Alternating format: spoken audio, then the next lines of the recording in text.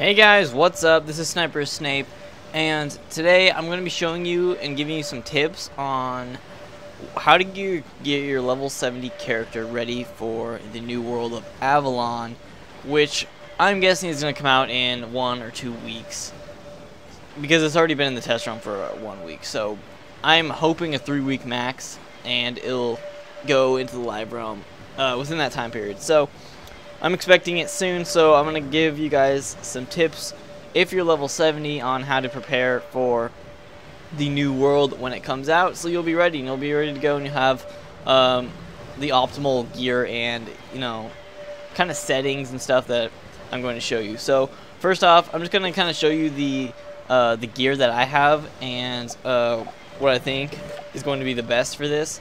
Obviously, some of the crown gear is going to be the best for your character, but like me, I don't buy the crown gear. I just use the level 60 gear from Waterworks, but I've also gotten the level 68 gear from the Mirror's Lake dungeon, which is the last dungeon in Zafaria. So from this dungeon, I've gotten all of the 68 gear for my character, but I'm not using it because as of right now, the best gear I think is still the level 60 gear that you get at Waterworks. So that's what I'm keeping, because I can definitely use that resist and the power pips, which is great, which is way better than, well, in my opinion, I think it's way better than the level 68 gear.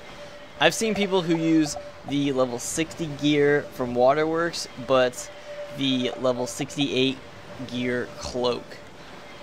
I think that for most of the characters it gives you a large health boost. For me, if I use that, I would be over 4k health, but it has some setbacks. For me, that is power pip and resistance, so that is definitely a big deal for me.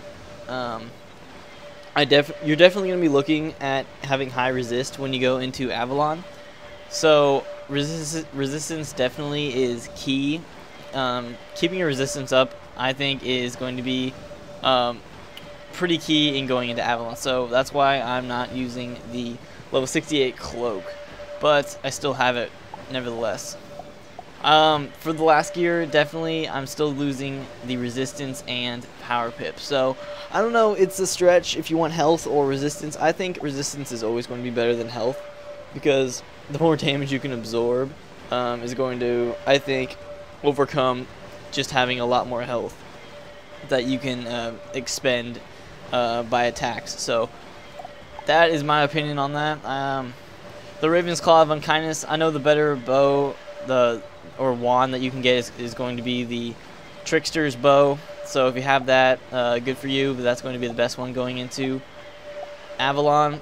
The Lexicon Blade, if you can go ahead and grab yourself that from the Elephant Tower, that's going to be the best a theme that you're looking at.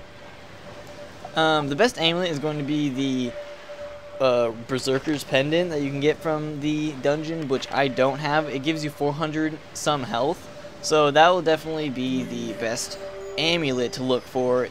If you're just looking to max out your gear, that's going to be the best thing. It drops in that dungeon, but I haven't gotten it yet.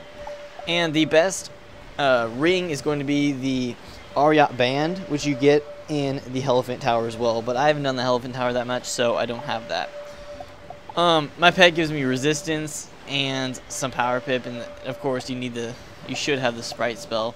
But really the pet is just kind of extra stuff, whatever you can get.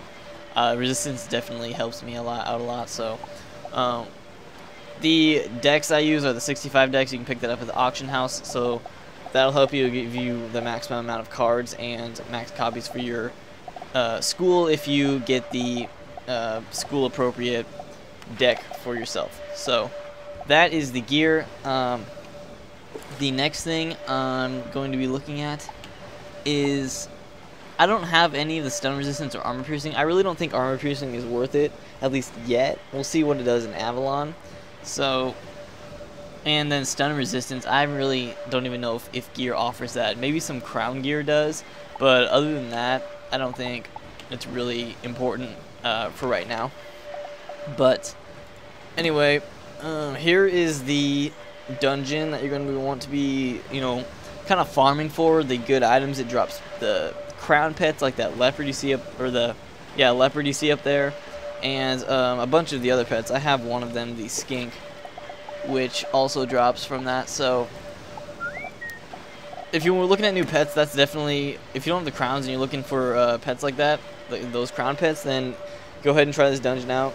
If you're level 70, it helps. It gives. I think this is one of the better dungeons for dropping like a ton of this gear. Like it drops your 68 gear if you want that, crown pets, and of course the other big thing that I wanted to talk about was pet snacks. Because as you probably know, in Avalon at level 68, you're going to be getting or at level 78 rather, you're going to be getting your next pet, which depends on your school. For me, being life, it'll give me the new gnome pet. So to be able to level up this pet once you get to level 78 fast, I have a bunch of these pixie sticks stockpiled.